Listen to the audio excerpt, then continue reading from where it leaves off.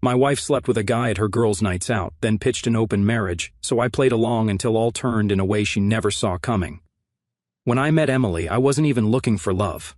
I was 27, fresh out of college with a business degree, and laser-focused on growing my construction company in Denver.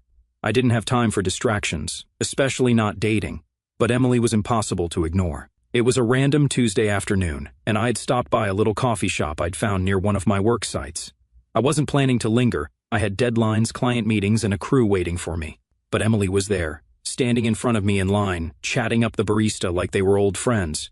She was magnetic. Everyone in the shop seemed to be paying attention to her, even though she was just talking about an upcoming concert she wanted to go to. When it was her turn to order, she asked for some overly complicated drink with a million substitutions, and still managed to pull it off as charming. Normally, that kind of thing would have annoyed me. I'm a plain black coffee guy, but with her, it was different. She had this energy that made you feel like everything in the world could be exciting if you looked at it the way she did. I didn't even realize I was staring until she turned around, caught my eye, and smiled. I froze, fumbling to pretend I wasn't just gawking at her, but she didn't seem to mind. Instead, she laughed and said, "Looks like you could use more than just caffeine today." I don't know what came over me, but I actually laughed back, something I rarely did with strangers. "Yeah, it's been a long day, and it's not even noon yet," I replied. She didn't let the conversation end there. By the time we both got our drinks, she had somehow managed to make me feel like I'd known her forever. She was one of those people who could hold a conversation effortlessly, even with a total stranger. Before I left, she slipped me her number on a napkin. "Call me sometime," she said casually, like it wasn't a big deal. But for me, it was. I don't think I've ever texted someone so fast in my life. Our first date was dinner at this cozy Italian place she picked. It was the kind of spot I'd usually avoid because it seemed too trendy and overpriced, but with her, it didn't matter. We talked for hours about everything. Her dream of starting her own graphic design studio, my goals for my business, even our childhoods. She made me feel like I was the most interesting person in the world, even though she was the one with the stories that could make anyone laugh. By the end of the night, I knew I wanted to see her again. Things moved fast after that. Within months, we were inseparable. We'd spend weekends hiking in the Rockies, binge-watching terrible reality TV, or just driving around Denver talking about our future. She had this way of making every moment feel like an adventure, even if we were just grocery shopping or folding laundry. For the first time in my life, I felt like I had someone who truly understood me. A year later, we got married. It was a small ceremony, just close friends and family, but it felt perfect. Emily walked down the aisle looking like she had stepped out of a magazine, and I couldn't believe someone like her had chosen me. At the time, I thought I was the luckiest guy in the world. No prenup, because I was young, in love, and convinced nothing could go wrong. For a while, I was right. We settled into married life, bought a house in the suburbs, and started building our dream life. When Ava was born 2 years later, Emily decided to stay home full-time. She was the kind of mom who went all out. Homemade Halloween costumes, over-the-top birthday parties, and Pinterest-worthy school projects. I couldn't have been prouder of her. By the time Liam came along, we were a well-oiled machine. I worked long hours to grow my company, often putting in 12-hour days to make sure we could afford the life we wanted. Meanwhile, Emily handled everything at home. She had a natural knack for juggling the chaos of 2 kids while still making it look easy. To anyone looking in from the outside, we were the perfect family, and for years I thought we were. But as time went on, little cracks started to show. At first, I ignored them. I told myself it was just the stress of raising 2 kids and running a business. Everyone has ups and downs, right? Emily started spending more time on her phone, but I didn't think much of it. She'd laugh at texts and say things like, "Oh, it's just Sarah," when I asked what was so funny. But then there were the small changes I couldn't explain away, like the way she'd get defensive when I asked about her plans, or how she started making comments about how boring our life had become, or how we didn't have as much fun as we used to. I brushed it off, thinking it was just a phase. After all, we still had so much good in our lives. We had 2 amazing kids, a beautiful home, and the kind of partnership most people dream of. I thought those little cracks were just that, small, insignificant things that would pass with time. But later I could see that those were the first signs of something much bigger. I just didn't want to see it. I wanted to believe we were untouchable, that nothing could shake the foundation we'd built together. Looking back, I should have known something was off. Emily's girls' nights out had been happening more and more often. She'd come home late, sometimes after midnight, and head straight to the shower, like she couldn't wait to wash the night off. I wanted to trust her. After all, she was my wife. But the little inconsistencies started piling up. One time she mentioned going to a bar downtown with Sarah and Amanda, 2 of her friends. Later that week, I casually brought it up while talking to Sarah's husband, Greg, at a school event. He gave me a weird look and said, "Emily went to the bar?" Sarah was home with the kids that night. I brushed it off, convincing myself it must have been a miscommunication. Maybe Sarah left early, or maybe Greg just didn't know what she was up to. But deep down, it planted the first seed of doubt.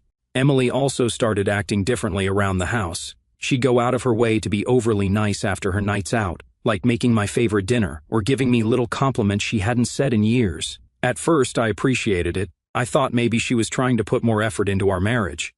But then I realized it wasn't about us. It was guilt. Her phone became another red flag. Emily had always been an open book with her phone, leaving it lying around the house or handing it to me to play videos for the kids. But suddenly she started keeping it close, even bringing it into the bathroom when she showered. She turned off the notifications on her lock screen, something she'd never done before.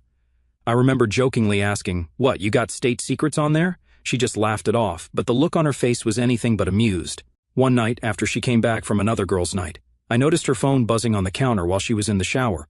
Normally, I wouldn't have thought twice about it, but this time, something told me to look. It wasn't just a gut feeling, it was a heavy, nagging suspicion that I couldn't shake. I glanced at the screen, and there it was, a text from someone named Mark. "Can't wait to see you tomorrow. Tonight was incredible." My heart started pounding. I stared at the screen for what felt like forever, my brain trying to make sense of what I just read. Part of me wanted to believe it was a joke or some misunderstanding, but I knew better. I picked up her phone, unlocked it, and scrolled through the thread. What I found made my stomach turn. The messages were explicit, the kind of stuff you can't unsee. They'd been meeting up for months, sneaking around behind my back. There were even pictures, selfies of the two of them cozy together in places I recognized. One was taken in a restaurant we'd been to for our anniversary just a year ago. Another was at a park where we used to take the kids. It wasn't just the betrayal of her being with someone else. It was the fact that she'd brought this guy into parts of our life that were supposed to be ours. For a moment, I just stood there, holding her phone, my mind racing. I felt sick, angry, and humiliated all at once. How long had she been lying to me? How could she smile at me, kiss me, and act like everything was fine while sneaking around with this guy? When Emily came out of the shower, wrapped in a towel and humming to herself, I was still standing in the kitchen. She froze when she saw me holding her phone. "Max," she said, her voice faltering. I didn't give her a chance to play dumb. "You want to explain this?" I asked, holding up the phone. Her face went pale. For a second, I thought she might try to deny it, but instead, she just stood there, speechless. "Nothing to say?" I pressed. My voice was calm, but inside, I was seething. Finally, she stammered. "Max, I'm sorry. I didn't mean for you to find out like this. Like this? That's what she was worried about? Not the fact that she'd been cheating, but that I found out?" I shook my head in disbelief. "How long has this been going on?" She hesitated and then finally said, "A few months." I could tell she was lying. The messages went back further than that. "Why?" I asked. "Why would you do this?" Her excuses came pouring out. "I don't know. Things between us haven't been the same. You're always working, and I felt lonely. Mark makes me feel alive again. Alive." That word cut deeper than anything else she'd said. "Then why didn't you tell me?" I snapped. "If you were unhappy, why didn't you say something instead of sneaking around like a coward?" Her response floored me. "I didn't want to hurt you, Max. I love you. I love our family. I just needed something more. Like I wasn't enough. Like the life we'd built together wasn't enough. I wanted to yell, to throw something, to storm out and never look back. But I couldn't. The kids were upstairs, probably playing or reading in their rooms, completely unaware of what was happening. I couldn't let them see their dad lose it. Instead, I took a deep breath and said, "So, what now, Emily? You think we just go back to normal?" She looked at me with tears in her eyes. "No, but we can make this work. We don't have to throw everything away." I laughed bitterly. "Make it work? How? You think I can just forget what you've done?" She hesitated, and then said something I'll never forget. "We could try an open marriage." I stared at her, stunned. She wasn't apologizing or begging for forgiveness. She was proposing a way to keep seeing this guy while staying married to me. "You've got to be kidding," I said, my voice dripping with disbelief. "Max, it doesn't mean I don't love you," she said, like that would somehow make it better. "I don't want to lose you. I don't want to break up our family." I almost laughed in her face. The sheer audacity of it was unbelievable. But as much as I wanted to tell her to pack her bags and get out, I knew I couldn't. Without a prenup, she'd take everything. The house, the kids, my business. It would all be on the line. So, I swallowed my pride and said, "Fine, if that's what you want, we'll try it." Her face lit up like she thought she'd won, but I wasn't agreeing because I forgave her. I was agreeing because I needed time. Time to figure out how to protect myself and my kids. Time to plan my way out of this mess. This wasn't going to be my life forever. Not a chance. After Emily's open marriage proposal, you'd think she'd at least try to hide her affair out of respect or guilt. Nope. She jumped headfirst into her relationship with Mark, like I hadn't just found out she was cheating. It was almost comical how little she cared to keep up appearances. She'd leave the house in the same dress she'd worn the night I confronted her, throwing a quick "don't wait" up over her shoulder as she headed out the door. At first, I let her think I was just going along with it, but I wasn't about to let her walk all over me. I had no intention of staying in this mess forever. I started building my case, knowing full well that if this ever ended up in court, I needed to be ready. Family law is notoriously slanted toward mothers, and the last thing I wanted was to lose custody of Ava and Liam to someone who spent more time texting her boyfriend than parenting. The first thing I did was hire a private investigator. I knew it sounded extreme, but I needed evidence, something concrete to show how much time she spent neglecting her responsibilities as a wife and mother. I told the PI to focus on her outings with Mark, and let me tell you, the guy was thorough. Within a week, he handed me photos of Emily and Mark out at restaurants, sneaking kisses in parking lots, and even checking into a hotel together. While the PI did his thing, I doubled down on being present for the kids. Not because I wanted to weaponize them, but because I genuinely loved being their dad. I started volunteering to coach Liam's soccer team and made sure I never missed one of Ava's ballet recitals. On weekends, I'd take them to the park or on little day trips to keep things fun and normal for them. I even started packing their lunches for school, slipping in little notes like "you're awesome" or "good luck on your spelling test" just to remind them I was there for them. Emily, meanwhile, was oblivious to everything I was doing. She seemed more focused on maintaining her romance with Mark than on what was happening under her own roof. She'd half-heartedly ask how the kids were doing, but it was clear her mind was elsewhere. I started keeping a journal to document it all. Every missed dinner, every late night, every time she brushed off the kids to go run errands that conveniently took her hours. While all this was going on, something unexpected happened. Chloe, Emily's best friend, reached out to me. At first, it was just to check in. She said she'd heard about the open marriage and wanted to see how I was holding up. I didn't think much of it at first, but as we kept talking, it became clear that Chloe had her own opinions about Emily's behavior. "She's always been self-centered, Max," Chloe said during one of our conversations. "I don't know how you've put up with it for so long." Hearing someone else say it, especially someone close to Emily, was validating. I hadn't realized how much I needed to hear that I wasn't crazy for feeling betrayed. Our conversation started off casual, but over time grew more personal. Chloe opened up about her own frustrations with Emily, saying she'd noticed the cracks in our marriage long before I had. She told me Emily had a way of taking people for granted and that she thought I deserved better. I wasn't sure if it was genuine sympathy or something more, but I felt like someone actually cared about what I was going through, and it was nice. One night, Chloe and I ended up meeting for coffee. I told myself it was just to vent, someone to talk to who wasn't directly involved in the chaos of my home life. But as we sat there talking, I realized how easy it was to be around her. She wasn't judging me or telling me to stick it out for the kids. She was just there, listening. That coffee turned into more frequent meetups. Before I knew it, we were hanging out regularly, grabbing lunch, going for walks, or just sitting in the car talking for hours. It felt good to have someone on my side, someone who saw me for who I am. And yeah, I'll admit it, there was chemistry, a lot of it. The turning point came one night when Chloe invited me over to her place. I don't know what I expected, but I didn't think it would feel so natural. We talked, laughed, and eventually things took a turn I didn't see coming. I felt wanted, not out of guilt or obligation, but because someone genuinely liked me for me. I knew it wasn't exactly the most ethical thing to be doing, but considering the circumstances, I didn't lose sleep over it. Emily wanted an open marriage, and I was just playing by her rules.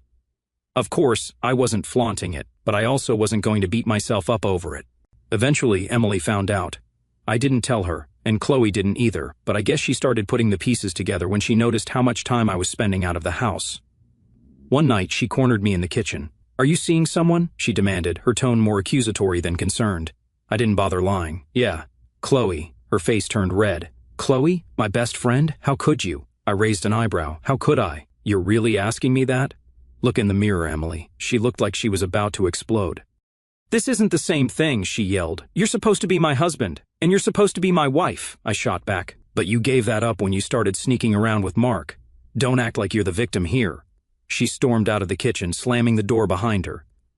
I stood there for a moment, letting the silence sink in. For the first time, I felt like I'd taken back a little bit of control. Emily wanted to play games? Fine. but I wasn't going to let her call the shots anymore. After that, things got colder between us. Emily stopped pretending to be nice, and I stopped pretending to care. The house became a battlefield of silent standoffs and awkward encounters. The only thing that kept me grounded was the kids, and if I'm being honest, Chloe. She was my escape, my reminder that there was life beyond the mess Emily had created. I knew it couldn't stay like this forever. Something had to give, but I was content to keep playing the game, knowing full well that I was laying the groundwork for the next chapter of my life. Here's the thing. I could see the cracks in Emily's relationship with Mark long before she did. At first, their little romance had all the hallmarks of an affair, secrecy, sneaking around, and that forbidden thrill they probably thought made it so special. But once the open marriage card was on the table, it was no longer a secret. It wasn't exciting anymore, it was just messy. Mark had seemed all in at first. He was the stereotypical guy who loved the idea of swooping in and saving Emily from the mundane routine of marriage. From what I gathered, he was some mid-level finance guy who thought his charm and a few fancy dinners were enough to make him irresistible. For a while it worked. Emily couldn't stop gushing about how fun and adventurous he was, like she was dating some kind of celebrity instead of a guy who probably spent his mornings stressing about spreadsheets. But once their relationship became public knowledge, Mark started pulling back. It was subtle at first. Emily didn't notice right away, probably because she was still riding the high of having her freedom. But I noticed. She'd come home after spending hours waiting for him to call, looking irritated and distracted. One night, she came back from what was supposed to be a date, muttering to herself and slamming the door a little harder than usual. She tossed her purse on the counter and let out an exasperated sigh. "Mark's such a jerk," she said, like I was supposed to ask what happened. I didn't even look up from the paperwork I was reviewing. "Shocking," I said dryly. She shot me a glare but didn't say anything. Instead, she poured herself a glass of water and sat at the table, scrolling through her phone like she was trying to find something or someone to make her feel better. I almost felt bad for her. Almost. Over the next couple of weeks, it became obvious that Mark was losing interest. He stopped texting her altogether at one point, which sent her into a spiral. I'd catch her pacing the living room late at night, clutching her phone like she was waiting for some life-changing message. Sometimes she'd mutter under her breath, "Why is he doing this?" Or "He said he was different." I couldn't help but smirk. One evening after the kids were in bed, I walked into the kitchen and found Emily sitting at the table with her laptop open, staring at a blank email draft. Her phone was next to her and she kept glancing at it like she was hoping it would ring. "Something wrong?" I asked, feigning concern. She let out a frustrated sigh. "Mark's been distant." I said, pretending to care. "That's too bad." She looked at me like she was expecting me to offer some kind of comfort. When I didn't, she huffed and went back to her laptop. I knew why Mark was pulling away. It wasn't hard to figure out. Guys like him thrive on the chase, on the excitement of sneaking around and being the forbidden fruit. Once that was gone, once their relationship was no longer this big secret, he got bored. Emily wasn't his escape anymore. She was just another woman with baggage. I wasn't about to tell her that, though. Let her figure it out on her own. A few days later, she tried calling him while I was in the next room. I couldn't hear everything, but her tone said it all. She sounded desperate, trying to act casual but clearly fishing for reassurance. From the snippets I caught, it went something like this. "Hey, I was just wondering if you wanted to grab dinner this weekend." "Oh, you're busy? That's okay, maybe next week." "No, I get it, work's crazy." When she hung up, I heard her sigh loudly, followed by the unmistakable sound of her phone being tossed onto the couch. The next few weeks were a series of Emily trying to rekindle whatever spark she thought she had with Mark. She'd send him long texts, only to get short, curt replies hours later. Sometimes he wouldn't reply at all. She tried dressing up more, putting in extra effort before her dates, only to come home earlier and earlier each time, looking defeated. I think the moment it really hit her was when she showed up to his place unannounced one evening. She told me she was meeting him for dinner, but when she came back less than an hour later, I knew something had gone wrong. "What happened?" I asked, keeping my tone neutral. She hesitated, then muttered, "He wasn't home." I raised an eyebrow. "Did he know you were coming?" She didn't answer, just grabbed a glass of water and disappeared upstairs. From that point on, she stopped talking about Mark altogether. No more gushing about his sense of humor or how he made her feel alive. She started spending more nights at home, scrolling through her phone like she was searching for some kind of distraction. One night, while I was putting the kids to bed, Ava asked, "Why is Mom so sad lately?" I paused, not sure how to respond. "She's just going through some stuff," I said carefully. "Did she lose a friend?" Ava pressed. "Something like that," I replied, giving her a quick hug. It wasn't a lie, in a way. Emily had lost a friend, one she probably thought would stick around forever, but that wasn't my problem. As Emily's world with Mark crumbled, I couldn't help but feel a small sense of satisfaction. Not because I wanted her to suffer, but because it proved what I'd known all along. She'd gambled with our marriage, with our family, and she'd lost. Now she was left picking up the pieces while I kept moving forward, one step closer to the life I deserved. When I finally decided to file for divorce, it wasn't an impulsive decision. I'd spent months preparing, documenting everything, and making sure I had my ducks in a row. Every late night Emily spent with Mark, every time she missed dinner with the kids, every dollar she spent on herself while I was footing the bill, it was all meticulously logged. I knew that without a prenup I was walking into a minefield, but I wasn't about to let her walk away unscathed. The day the papers were served, I felt a mix of relief and dread. I knew what was coming, the tears, the arguments, the inevitable guilt-tripping. Sure enough, Emily called me less than an hour after the server dropped off the envelope. Her voice was shaky, a mix of anger and desperation. "What the hell, Max?" she said, not even bothering with a hello. "You're filing for divorce? Just like that?" "It's not just like that, Emily," I replied, keeping my voice calm. "You've had your fun. This marriage has been over for a long time. You just didn't want to admit it." She tried to argue, claiming we could work things out, but I wasn't having it. The time for fixing things had passed. Later that evening, when I got home from work, she was waiting for me in the kitchen. The kids were in their rooms, thankfully oblivious to the tension brewing downstairs. Emily had the papers spread out on the counter, her face red and tear-streaked. "You don't have to do this," she said, her voice breaking. "We can fix this. I'll stop seeing Mark. I already have." It was stupid, Max. I wasn't thinking. I leaned against the counter and crossed my arms. "You weren't thinking? That's your excuse? You've been not thinking for months, Emily. I gave you every chance to stop and you didn't. He ditched you. Now it's done." She started crying harder, insisting she didn't want to break up our family. "Max, think about Ava and Liam. They need us, both of us. We can't just throw everything away." I sighed, tired of the same script she'd been using since the day I caught her. "You threw it away, Emily, the moment you decided Mark was more important than your family. Now you want to act like this was my choice? You're the one who wrecked this, not me." Her tears quickly turned into anger. "Fine. If this is what you want, then don't come crying to me when the kids hate you for splitting up their family." That hit a nerve, but I didn't let it show. "The kids will be fine," I said firmly. "I'm making sure of that." The weeks that followed were a whirlwind of court filings, custody hearings, and tense negotiations. Emily tried to paint herself as the doting mother who deserved primary custody, but my lawyer was prepared. We presented evidence of her neglect. The missed school events, the nights out with Mark, the hotel stays. It wasn't pretty, but it was the truth. To her credit, Emily didn't outright deny anything. She knew the evidence was airtight. Instead, she tried to pivot, claiming she'd made mistakes but was still the better parent. The court didn't buy it. When the judge ruled in my favor, granting me primary custody of Ava and Liam, I felt a huge weight lift off my shoulders.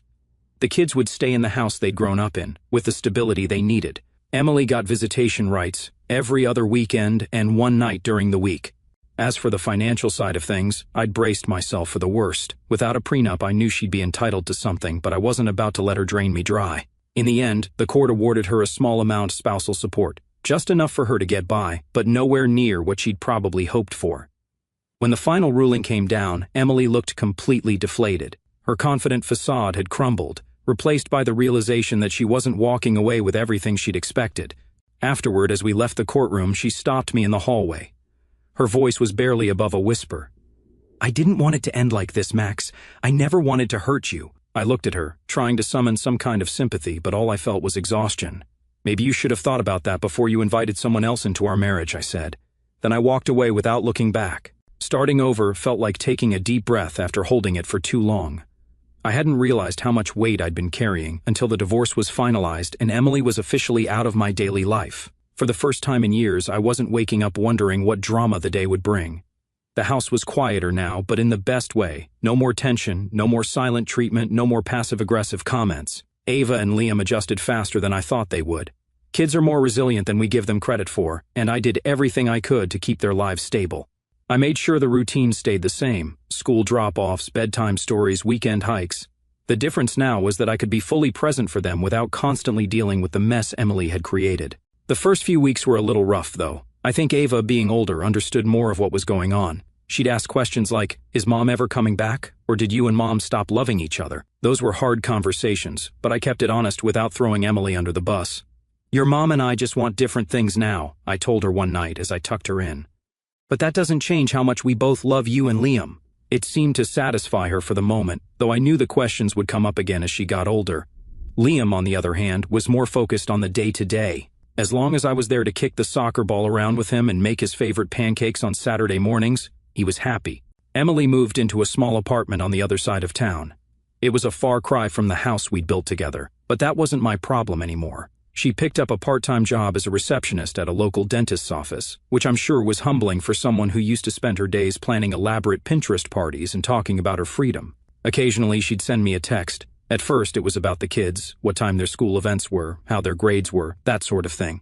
But every now and then, she'd drop a hint about wanting to start over or fix things. I kept my responses short and to the point. I wasn't about to reopen that door. Chloe, on the other hand, became a bigger part of my life. She was great with Ava and Liam too. She didn't try to replace their mom, but she made an effort to be a positive presence in their lives. Ava loved having someone to talk to about art and music, and Liam thought it was cool that Chloe knew how to fix a flat tire on his bike. It was nice to see them happy again, surrounded by people who cared about them. One day, Chloe and I took the kids on a day trip to a nearby state park. We hiked, had a picnic, and let the kids splash around in the creek. On the drive home, Ava leaned over to me and whispered, "I like Chloe. She's nice." That one comment made everything feel worth it. Meanwhile, Emily's life didn't seem to be going as smoothly. I'd hear things through mutual friends or the occasional offhand comment from Ava.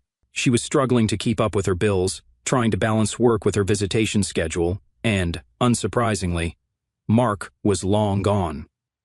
One evening, while picking up the kids from her apartment, I got a glimpse of just how much her life had changed. The place was small, just 2 bedrooms, and cluttered with furniture that looked like it came from a clearance sale. She tried to play it off, saying things like, "It's cozy," but the forced smile on her face told a different story.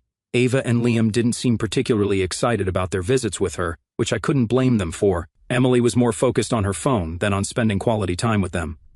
Once, Ava mentioned that her mom had been texting someone a lot during their dinner together.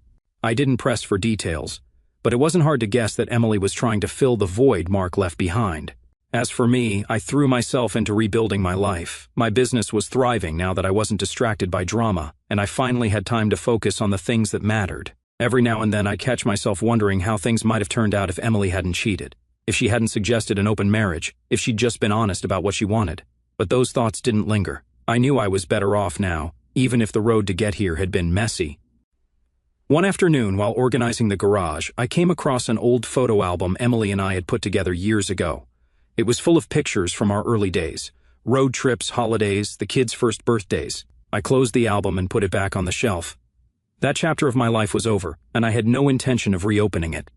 Emily wanted freedom. She wanted the excitement of something new, something different. What she got was an open door, one I gladly walked through. Now I had my freedom, my kids, and a future I was actually excited about. As for Emily, well, she's left with the consequences of her choices, and to be honest, I don't feel the slightest bit sorry.